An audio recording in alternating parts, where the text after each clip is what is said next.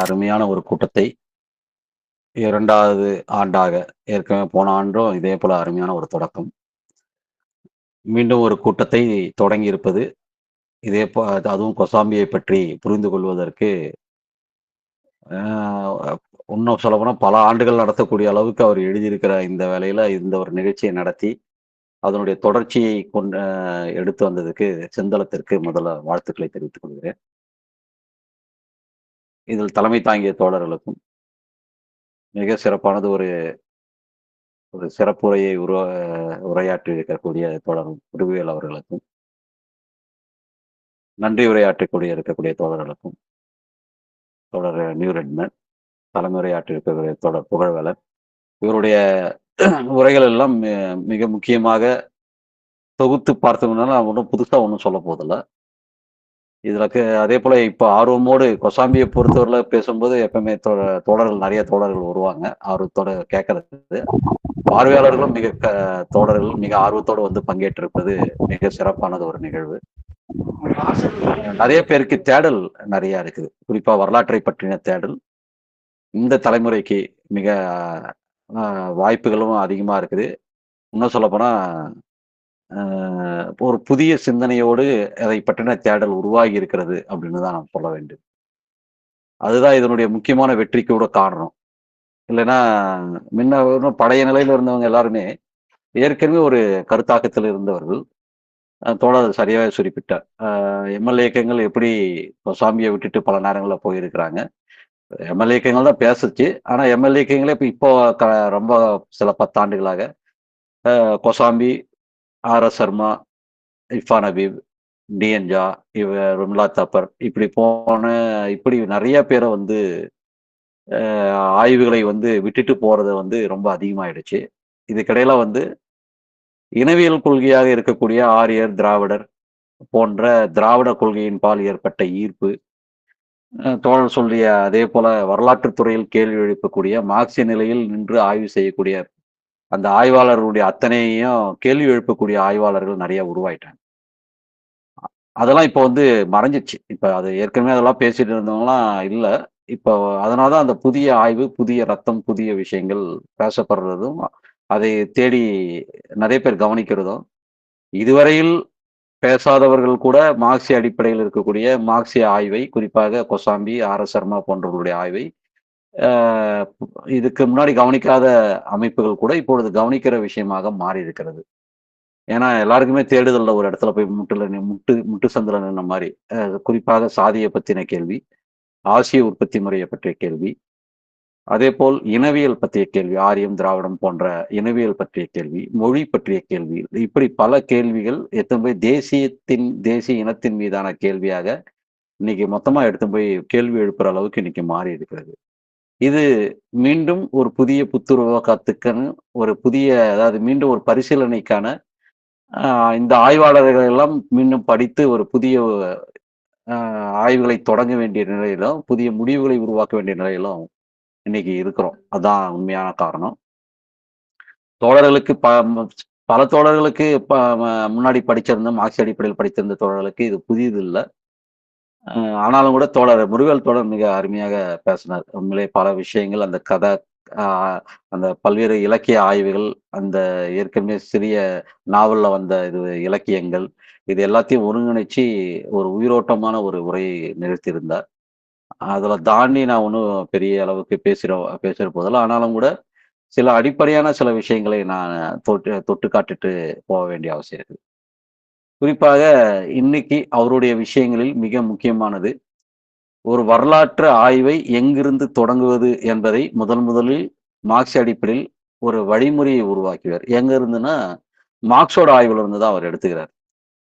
குறிப்பாக அரசியல் பொருளாதாரத்திற்கு ஒரு விமர்சனத்துக்கு ஒரு கருத்துரை. அ எங்கெல்ஸ் குடும்பம் அரசு தனிச்சொத்தில் அதுல இருக்கக்கூடிய முன்னுரை. அந்த முன்னுரையும் அதை பேஸ் பண்ணி தான் எழுதியிருப்பாரு. இன்னும் கொஞ்சம் கூடுதலாக சேர்த்து எழுதியிருப்பார். அந்த குடும்ப அரசு தனிச்சொத்து ஆகியவற்றில் அந்த தோற்றத்தை பற்றின புத்தகத்தினுடைய முன்னுரையில. இந்த ஆய்வின் வழிமுறை தான் இவர் வந்து நோக்கமும், வழிமுறைகளும் குறிப்பாக அவருடைய அ இந்திய இந்திய வரலாற்றுக்கு ஒரு அறிமுகம். இந்திய வரலாறு ஒரு அறிமுகம்னு சொல்லி ஏற்கனவே டி.டி. குருசாமியுடைய நூலை மொழிபெயர்த்து போட்டுறேன். இன்ட்ரோடக்ஷன் டு இந்தியன் ஹிஸ்டரி அப்படின்னு சொல்லி ஏற்கனவே தலைமை தோழரோட புகழ்வலான அந்த இங்கிலீஷினுடைய டாபிக்கை சொன்னாரு. அது ஒரு மிக முக்கியமான ஒரு முக்கியமான ஒரு உள்ளடக்கத்துக்கான நூல். இன்னும் சொல்லப்போனா இந்திய வரலாற்றை மார்க்சிய அடிப்படையில் எப்படி ஆய்வு செய்வது அப்படின்றது. அதாவது நம்ம சிந்தனைக்கு வேறு மாற்று சிந்தனை எல்லாம் வைக்கல. ஒரு சிந்தனையை எப்படி முறைப்படுத்தி ஆய்வு செய்வது என்பதை வைக்கணும். எல்லாரும் என்ன சொல்றாங்கன்னா, சிந்தனைய ஏதோ தூக்கி போட்டு வேற ஒரு சிந்தனைய தந்து அப்படிலாம் கிடையாது. ஒரு சிந்தனை என்றால் எப்படி முறையாக ஆய்வு செய்வது என்ற அடிப்படையில் அந்த ஆய்வு வழிமுறைகளை உருவாக்கி, அதன் மூலமாக வரலாற்றை ஆய்வு செய்வது என்பதைத்தான் அவர் வந்து டி.டி. கோசாமியினுடைய வழி சொல்றார். அவரு சொல்லக்கூடிய மிக முக்கியமான வழிமுறையில் அந்த இது பார்த்தீங்கன்னா, மனிதனுக்கு தேவையான உணவு, உடை, அதேபோல அவனுக்கு தேவையான பொருள் உற்பத்தி. அதேபோல் மனிதன் எந்த ஒரு உயிரினும் தன்னை தக்க வைத்துக் கொள்ள வேண்டிய உயிரியல் உற்பத்தி, குறிப்பாக புனர் உற்பத்தி. இந்த 2ம் தான் மனிதனுடைய வாழ்வை அடிப்படையில் தீர்மானிக்கிறது அப்படின்னு சொல்லுவாரு. அந்த அடிப்படை தேவைகள் இருந்து தான் இந்த பொருள் உற்பத்திக்கான தேவையும், புனர் உற்பத்திக்கான தேவையும் தான் ஒரு குடும்பம் எந்த நிலையில் இருக்கிறது, அந்த குடும்பம் உடைய வளர்ச்சி எந்த நிலையில் இருக்கிறதோ, அது எப்படி பொருளியல் உற்பத்தியிலும் ஒரு செல்வாக்கு வைக்கிறது என்பதை கூட எங்கெல்ஸ் வந்து தன்னுடைய முன்னுரையில் குறிப்பிட்டிருப்பார். இந்த அடிப்படையை எடுத்துக்கொண்டுதான் மார்க்ஸோடது எங்கெல்ஸோடைய வழிமுறையை எடுத்துக்கொண்டுதான் மா டி.டி. கோசாம்பி வந்து தன்னுடைய ஆய்வுகளை மேற்கொள்றார். அது வந்து அவருடைய அது அதனுடைய அவருடைய புத்தகத்திலேயே அதுல வந்து அந்த சாப்டரை சொல்லிட்டு தான் அவர் உள்ள போறாரு. ஏன் அது சொல்ல வேண்டியது இருக்குதுன்னா, உண்மையிலே நம்ம எல்லாருமே வந்து ஆய்வு பண்றோம்னு எல்லாருமே ஆரம்பிச்சிடுறோம். குறிப்பாக நோக்கமும் முறைகளும் அப்படின்ற இன்ட்ரோடக்ஷன் டு இந்தியன் ஹிஸ்டரி, இந்திய வரலாறு ஒரு அறிமுகத்தினுடைய நோக்கமும் முறைகளும் அப்படின்ற முதல் எப்படின்றத பத்தி அவர் சொல்லிட்டு தான் மெத்தடாலஜி சொல்லிட்டு தான் அவர் ஆய்வுக்கே போறார். ஏன்னா ஆய்வு பண்றதுன்னா ஏதோ நான் தகவல்கள் அப்படின்னு நினைச்சுக்கிறாங்க. இன்னும் சரியா சொல்லப்போனா அது டி.டி. கோசாம்பி அதை எச்சரிக்கவும் செய்கிறார். தகவலினுடைய தொகுப்பல்ல வரலாறு. வரலாறு என்பது ஒரு முறையான எல்லா வகையிலும் ஒருங்கிணைக்கப்பட்ட ஒரு சரியான வரலாற்று அந்த வளர்ச்சியினுடைய பாதையை அந்த தெளிவாக எடுத்துரைக்கக்கூடிய உற்பத்தி கருவிகளும், உற்பத்தி உறவுகளும் எப்படி அமைந்திருக்கிறது என்பதை பற்றிய ஒரு ஆய்வு முறை, அதனுடைய தொடர்ச்சியை சொல்வதுதான் வரலாறு என்று சொல்கிறார். தகவல்கள் யார் வேணாலும் எப்படி வேணாலும் வெட்டி தனக்கு தேவையான மாதிரி மாத்தி அமைச்சுக்க முடியும். தகவலை யாருக்கு வேணாலும் எப்படி வேணாலும் அதை இன்டர்பிரட் பண்ண முடியும். எப்படி வேணாலும் அதை நாம வந்து இப்படிதான் அப்படின்னு விளக்க முடியும். அது அல்ல வரலாறு. இப்ப நாம் எந்த கோணத்துல எடுத்துக்கிட்டாலும் அதுக்கான ஆய்வுகள் இருக்குதான்னு கேட்டா இருக்குது. ஆனால் நாம் எப்படி இந்த வழிமுறையின் மூலமாக கொசாம்பி வந்தடைந்ததை நாம் எப்படி ஏற்று நாம் செயல்பட போகிறோம். குறிப்பாக இன்னைக்கு எழுப்பப்பட்டிருக்கக்கூடிய மிக முக்கியமான சில விஷயங்களை எடுத்துக்கொண்டால், 1 காலனிய இனவியல், 2 மொழி, 3 ஆசிய உற்பத்தி முறை. இந்த விஷயங்களை மிக முக்கியமாக அவர் வந்து இன்னைக்கு வரலாற்றுத் துறையில் நாம் எதிர்கொண்டிருக்கிற இன்றையும் கூட எதிர்கொண்டிருக்கிற பிரச்சனையாக நாம் பார்த்துக்கணும். அதுல மிக முக்கியமானது ஆசிய உற்பத்தி முறை குறிப்பாக மாறா நிலை சமூகத்தை பற்றிய அந்த கருத்தாக்கம் ஆண்டாண்டு காலமாக எந்த விஷயத்திலையும் மாறவில்லை என்ற விஷயத்தை வந்து முழுக்க வந்து டி.டி. கோசாம்பி மறுக்கிறார். அப்படிலாம் ஒண்ணும் கிடையாது. மாறி வந்து இருக்கிறது. எப்படியெல்லாம் மாறி வந்திருக்கிறது. ஒவ்வொருத்தர் மதத்தோட பங்கு என்ன, சாதியோட பங்கு என்ன, நிலத்தினுடைய உற்பத்தி பொருளியல் உற்பத்தியினுடைய பங்கு என்ன, குறிப்பாக உற்பத்தி கருவிகளினுடைய பங்கு எப்படி மற்ற எல்லாவற்றிலையும் செல்வாக்கு செலுத்துகிறது. இந்த பொருளியல் அடிப்படையிலான வரலாறு தான் இன்றைய அடிப்படையான விஷயத்தை உருவாக்கி இருக்கிறது அப்படின்ற விஷயத்தை தெளிவாக வரையறுத்து கூறியதில் கோசாமியினுடைய விஷயம். அந்த மாறாநிலைவாத கண்ணோட்டத்தை குறிப்பாக இந்தியா தேங்கி கிடந்த சமூகமாக, உள்ளேயே இருந்த சமூகமாக, தன்னிறைவு பெற்ற சமூகமாக இருந்தது என்பதை அவர் மறுத்தார். அதுல 2 கருத்தாக்க வைக்கிறார். குறிப்பாக வந்து பழைய சமூகங்கள் உருவாகி வந்த விஷயத்தில் உற்பத்தி கருவிகள் எப்படியெல்லாம் மாறி வந்திருக்கிறது அப்படின்ற விஷயத்த சொல்றாரு. குறிப்பாக குப்தர் காலகட்டத்தினுடைய, சாதவாகனர் காலகட்டத்தினுடைய அந்த வளர்ச்சி நிலையை சொல்கிறார். பழைய மௌரிய பேரரசுல இருந்து அதுக்கப்புறம் குப்தர் காலத்தினுடைய மாற்றம், அதுக்கப்புறமா வந்து பாத்தீங்கன்னா சாதவாகனர் காலகட்டத்துல இருந்த மாற்றம், இதெல்லாம் நம்ம எப்படி எடுத்துக்கணும் அப்படின்றத பத்தி அவர் ஆய்வுகளை குறிப்பாக வைத்து நம்ம செய்யறார். இது ரொம்ப மிக முக்கியமான விஷயமா நம்ம பார்க்க வேண்டிய விஷயம். குறிப்பா கொசாம்பியினுடைய அணுகுமுறை 2 இந்த நிலப்பரப்பு இந்த சாதி விஷயத்தை பொறுத்து தான் மிகப்பெரிய அளவுக்கு விவாதத்தை உருவாக்கி இருக்குது. அவரு சொல்றாரு, எல்லாருமே சொல்லக்கூடிய விஷயங்கள் என்னன்னா, அது ஒரு மாறாநிலை கண்ணோட்டத்துல எங்க வச்சிருக்கிறாங்கன்னா, சாதி மேலிருந்து அப்படியே நீடித்து இருக்கிறது. அவர்கள் என்ன சொன்னாங்களோ, அத அப்படியே நீடிச்சு வச்சுட்டு இருக்கிறாங்க அப்படின்றது தான். அதாவது தேக்கமடைந்த மாற்றமில்லாத கிராமங்கள் அப்படின்றது தான் ஏற்கனவே இருந்த கருத்தாக்கம். அது பல அறிஞர்களால் வைக்கப்பட்ட, அதுக்கு முன்னாடி இருந்த பல்வேறு ஆய்வாளர்களால் வைக்கப்பட்ட வரலாற்று ஆய்வாளர்கள் சொன்னது. ஆனா, கொசாம்பியை பொறுத்தவரையில் வேளாண் விரிவாக்கமும் எப்படி சாதியை உருவாக்கி இருக்கிறது என்பதை வந்து வைக்கிறார். வேளாண் விரிவாக்கம் தான் சாதி உருவாக்கத்திற்கான அடிப்படை அப்படின்றது. குறிப்பா அரசு மையவாதத்தை தேக்கமடைந்த சமூகத்தினுடைய அந்த தரவுகளை உடைத்து அவர்தான் முதல் கட்டத்திலே நொறுக்குனவர் அவர்தான். அதனுடைய மிக முக்கியமான விஷயம் பார்த்தீங்கன்னா, மானுட இனவியல் பத்தின கருத்தாக்கங்கள் குறிப்பா அது நில நிலப்பிரபுத்துவத்துக்கு முந்தைய அதாவது அடிமை முறைக்கு முந்திய ஒரு புராதன பொதுவுடைமை சமூகத்தில் ட்ரைபல்ஸ் பழங்குடியின சமூகத்தில் இருக்கக்கூடிய ஆய்வுகளை செய்வதற்கு மானுடவியல் முறைகளை கைக்கொள்றாங்க. ஆனா அது இனவியல் முறையாக மாத்துறது தான் மிகப்பெரிய பிரச்சனை. என்னன்னா ஒரு தூய்மையான ஒரு நிலையான இரத்த வழியிலான ஒரு சமூகத்தை பிரிக்கின்ற வகைமுறை இருக்குதுங்களா. அதாவது வந்து இந்த சாதி இந்த ரத்தத்தில் இப்படி வந்ததுதான் இப்படிதான் சமூகம் வந்துட்டு இருந்தது.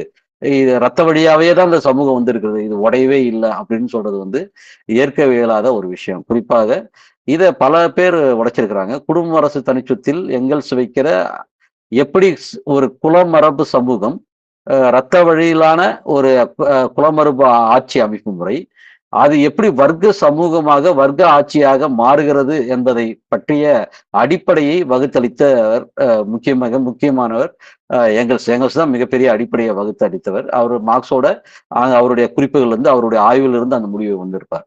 ஆனா இதை எப்படி இதை வந்து இந்திய சமூகத்தில் பொறுத்தவரை கொசாம்பி தொடங்கி வைக்கிறார். குறிப்பாக அப்படி கிடையாது. பழங்குடி சமூகங்களும் இங்க இருக்கக்கூடிய ஏற்கனவே இருக்கக்கூடிய அரசு சமூகத்தில் உள்வாங்கப்பட்டு கலந்து பண்பாட்டு கலவரம் நடந்த பிறகுதான் இந்த சமூகம் மாறி இருக்கிறது என்பதை அவர் கொசாமியினுடைய இது வந்து மிக முக்கியம்.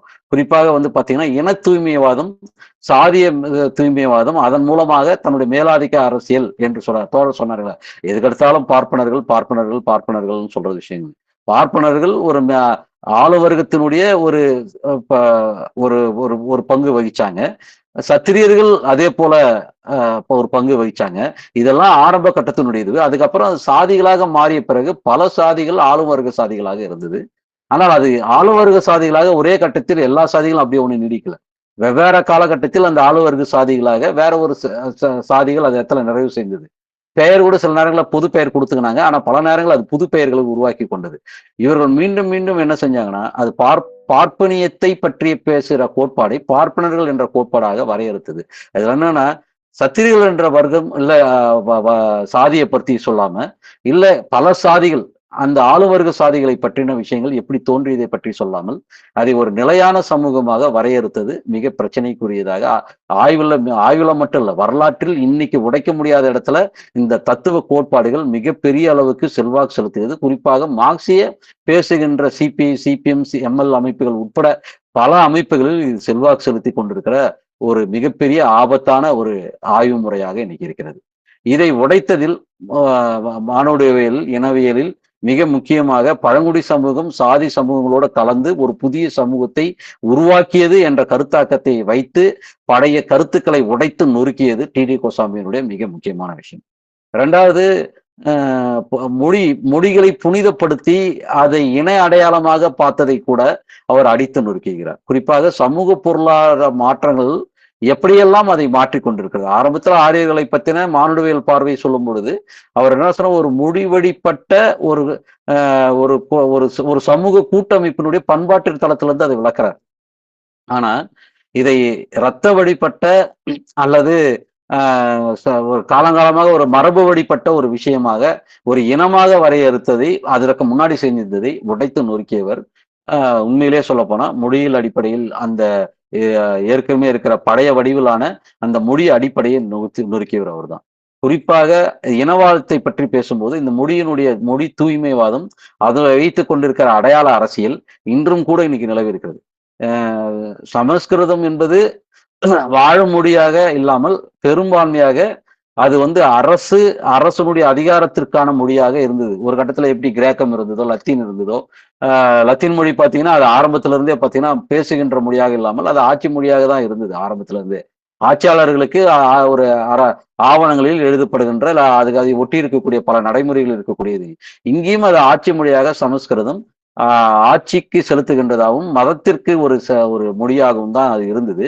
மக்கள் பேசுகின்ற மொழி மிக சிறுபான்மை. இன்னும் சொல்லப்போனா அது மக்கள் வாழுகின்ற மொழின்னு சொல்கிறதை விட, அது அந்த குறிப்பிட்ட தொழிலை இது பண்றவர்கள் அது பயன்படுத்தி கொண்டிருந்த மொழிகளை பற்றி பேசுது.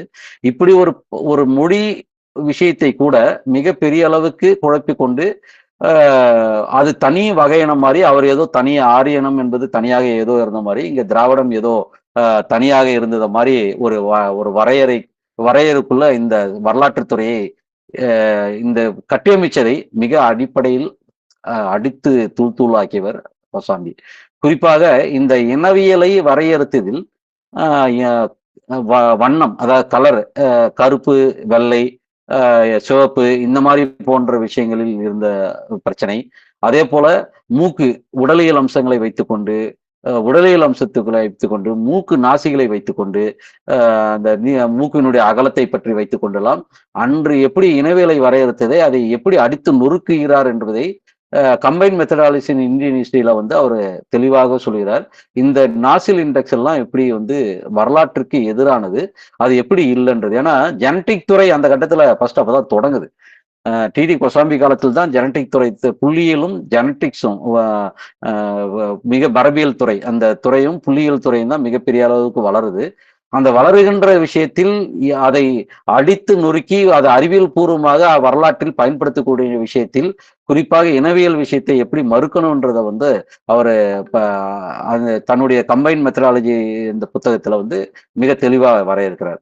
அதனுடைய கட்டுரைகள், அதுக்காக சில கட்டுரைகளே தனியா எழுதியிருக்கிறார். அது தொகுத்ததுதான் அந்த புத்தகத்தினுடைய மொத்த அது. அப்போ எப்படி இந்த விஷயங்களை நாம் எதிர்கொள்ள போகிறோம் அப்படின்னு கேட்டோம்னா, இன்றைய சமூகத்தினுடைய தேவையில இருந்து தான் அதை எதிர்கொள்ள போகிறோம். அதுல முக்கியமான விஷயம் சாதி உருவாக்கத்தை விஷயத்துல, குறிப்பா நிலப்பிரபுத்துவம். எல்லாருமே பேசுகின்ற விஷயத்தை பொறுத்தவரை இந்திய சமூகத்தில் மாறாநிலை சமூகத்தை பொறுத்தவரை இங்க அவர் அடிமை முறை சமூகமோ இல்ல நிலப்பிரபுத்துவ சமூகமோ இல்லவே இல்லை. அடிமை சமூகம் இல்லை என்றதை விட கோசாம்பி வந்து மறுக்கிறாரு. இங்க அங்க இருந்த அடிமை போல இங்க பார்க்க முடியாது. இங்க அடிமை என்ற முறைன்றது அந்த மாதிரி ஒரு எதுவும் இல்லை அப்படின்ற விஷயத்த இங்க வந்து வைத்திருக்கிறார்.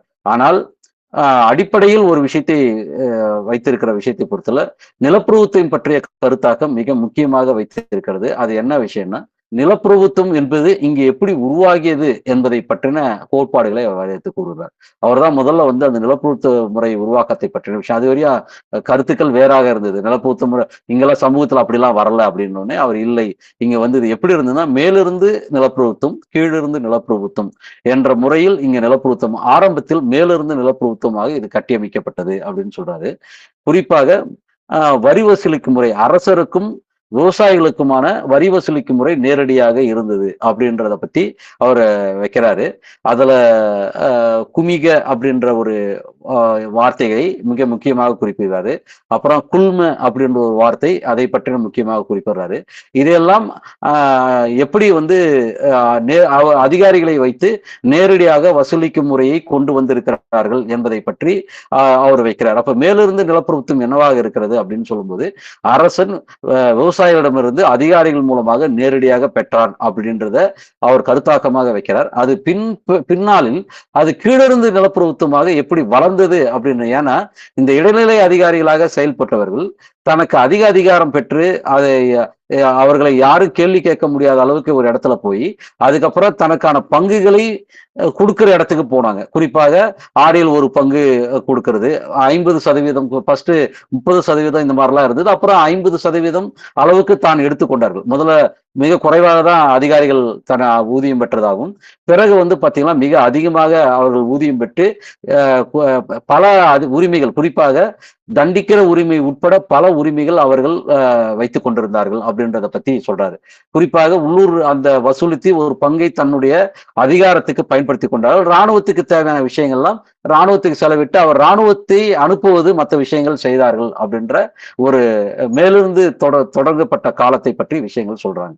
அதுல குறிப்பா வந்து சாதவாகனருடைய மன்னர் சிறி புலுமாவின் ஆட்சியினுடைய 8ஆம் ஆண்டு ஆட்சியினுடைய பதிவு பத்தி ஒரு நீர்த்தேக்க கல்வெட்டு ஒண்ணு பத்தி குறிப்பிடுறாரு. அது மிக முக்கியமான விஷயமா அவர் அந்த கல்வெட்டை குறிப்பிடுறாரு.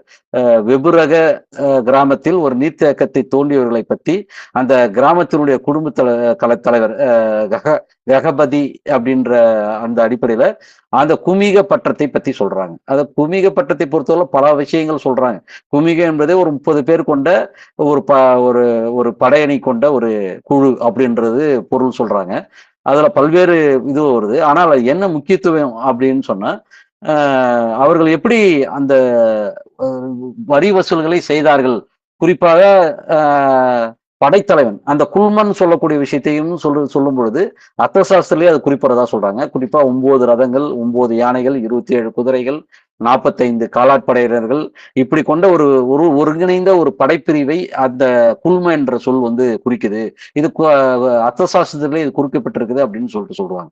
ஏன் இது சொல்ல வரேன்னா, எப்படி அந்த அரசனுக்கும் அந்த பகுதியில் இருந்த குலத்தலைவர்களுக்கும் குடும்ப தலைவர்களுக்கும் உள்ள உறவு எப்படி இருந்தது, அவர்கள் எப்படி படை அனுப்புவதோடு இல்லாமல் அங்க இருக்கக்கூடியவர்களுடைய வரிகளையும் வசூலித்து செய்தார்கள் அப்படின்றதை பத்தின சொல்லக்கூடிய ஒரு மிக முக்கியமான விஷயம்.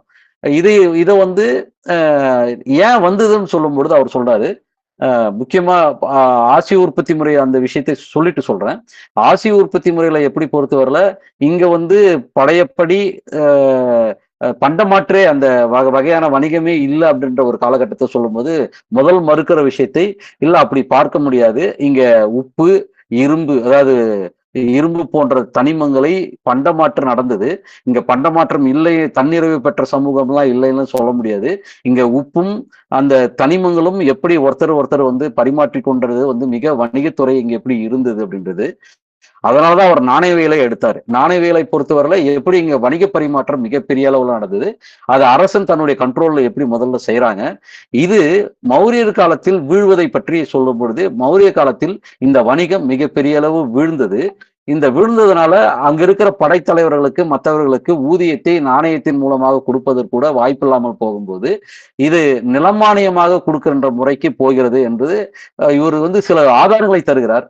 ஆர்.எஸ். சர்மா அதை வந்து வளர்த்தெடுக்கிறார். நிலமானிய முறைன்றது மிகப்பெரிய அளவுக்கு எப்படி வந்து இந்த வீழ்ச்சி பிறகு வந்து நிலங்களாக கொடுக்கப்படுகின்ற நில அலகுகளை நில அடிப்படையில் ஒரு சமூகத்தை கட்டமைக்கிற வேலையை செய்கிறது என்ற கொசாமியினுடைய கருத்தாகத்தை எடுத்துக்கொண்டுதான் ஆர்.எஸ். சர்மாவோட மிகப்பெரிய அளவுக்கு வளர்த்திருக்கிறார்.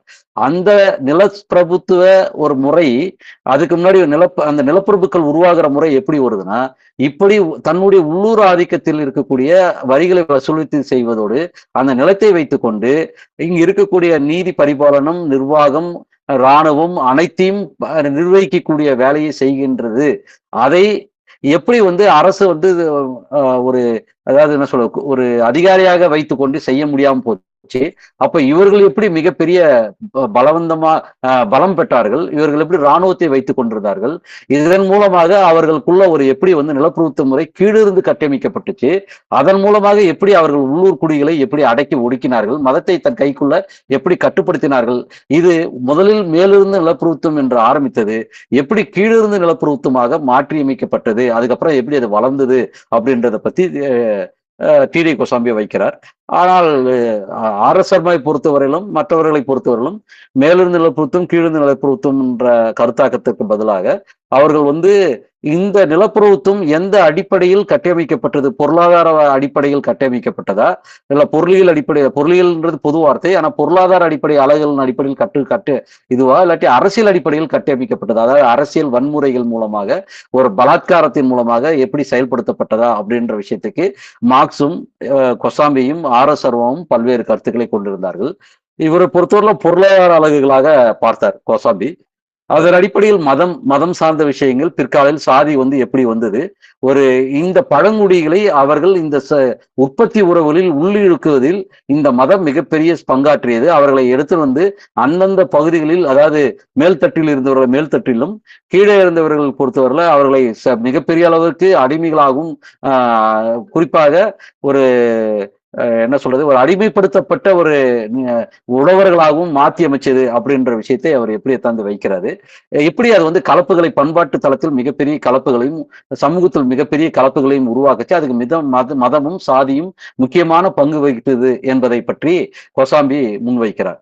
இது ஏன் இது பேச வேண்டியது இருக்குதுன்னா, இதையெல்லாம் மறந்துவிட்டு தான் இன்றைய ஆய்வாளர்கள் என்று சொல்லிக் கொள்பவர்களும் கூட, அல்லது பல்வேறு எம்எல் அமைப்புகளில் இருக்கக்கூடிய ஆய்வுகள் அப்படின்னு சொல்லுகிற விஷயம் கூட, வர்ணத்தை அப்படியே சாதியாகும், சாதியும் இன்று நீடித்துக் கொண்டிருக்கிற விஷயமாகும், ஆசிய உற்பத்தி முறை இன்று வரும் நிலவி கொண்டிருக்கிற ஏதோ ஒரு வடிவமாகும். ஏதோ இன்னைக்கும் தண்ணீர் பெற்ற ஏதோ கிராமம் இருப்பதை போலவும் இன்னைக்கும் ஆசிய உற்பத்தி முறையை எடுத்து வைத்துக் கொண்டிருக்கிறார்கள்.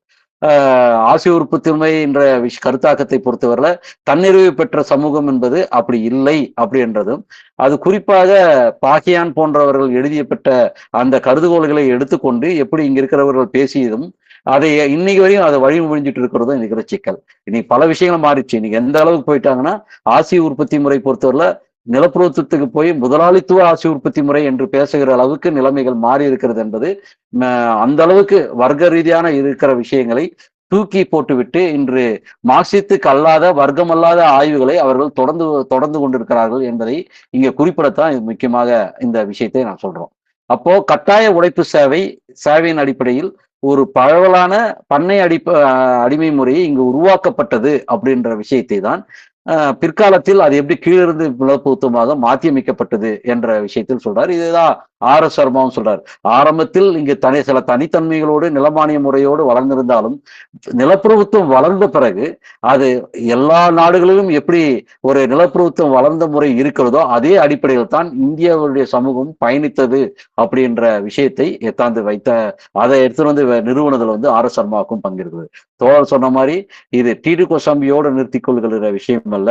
அவர் அந்த தலைமையில புகழ்வேலன் பேசின மாதிரி இது ஏதோ குறிப்பிட்ட ஒரு டிடி கோசாமியுடைய ஒரு துறை சம்பந்தப்பட்ட விஷயம் மட்டுமல்ல, அவருடைய ஒரு வரலாற்று தந்தையாக அறியப்படுகிறார், மிக முக்கியமாக அறியப்பட்டவர் என்பதை மிக முக்கியமாக கவனிக்கப்பட வேண்டியது. ஏன்னா மார்க்சிய அடிப்படையில் மார்க்சிய வரையறையை வைத்துக் கொண்டு வரலாற்று பொருளாதாரத்தின் அடிப்படையில் இந்திய வரலாற்றை ஆய்வு செய்தவர்கள் முதல் அவர் தான் மிகப்பெரிய பங்காற்றியவர். அதனால்தான் அவர் வரலாற்றின் தந்தையாக இந்திய வரலாற்று ஆய்வாளர்களே சொல்லப்படுபவர். அதுதான் மிக முக்கியமான விஷயம். இந்திய வரலாற்று ஆய்வாளருக்கு அவருக்கு பிறகு பார்த்தீங்கன்னா ரும்லா தாப்பர், அசன் அசன் புல் நினைக்கிறேன் அவரு, அதே போல இஃபான் அபிபு, இந்த மாதிரி பல ஆய்வாளர்கள் இன்னைக்கு மிகப்பெரிய அளவுக்கு நிறைய ஆய்வாளர்கள் அதுல இருந்து இப்போ வளர்ச்சி பெற்று வந்திருக்கிறாங்க. தமிழக ஆய்வாளர்களை பொறுத்தவரை நிறைய விஷயங்கள் அப்படி சொல்லலாம். குறிப்பா நெபுர்கரோஷிமா கூட பல இடங்கள்ல இதை கோடிட்டு காட்டியிருக்கிறார். இங்கே கூட பல ஆய்வுகள் இதன் அடிப்படையில் செய்யப்பட்டு கொண்டிருக்கிறது. ஆனால் நாம் இந்த நிலையை நாம் இன்னைக்கு இருக்கக்கூடிய பழைய